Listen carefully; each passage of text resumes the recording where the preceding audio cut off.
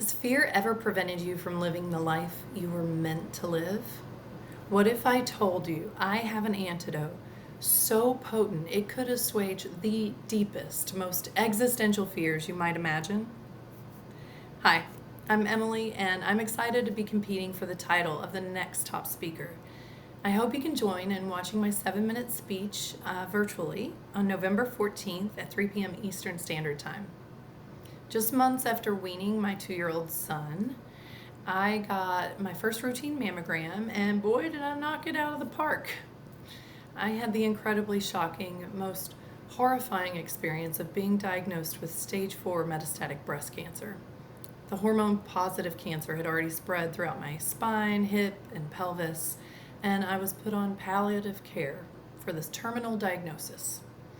I got 3 opinions, and each oncologist told me the same standard of care would have me on some pretty harsh medications for the rest of my life. Or they all said apologetically for an average of about 5 years until they stopped working, and then I would be put on another line of harsh medications. So as an educator and storyteller and a naturally curious person, I felt there was something inherently illogical about what the oncologists were saying.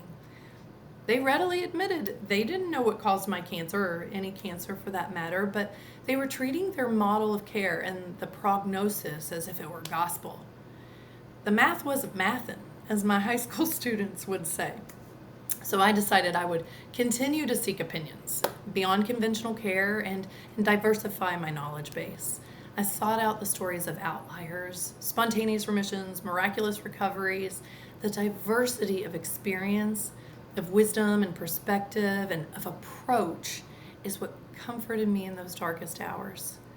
It was clear that in accepting the lessons of diversity, of multidisciplinary research, of shifting perspective, I could find vital resources to help guide my steps.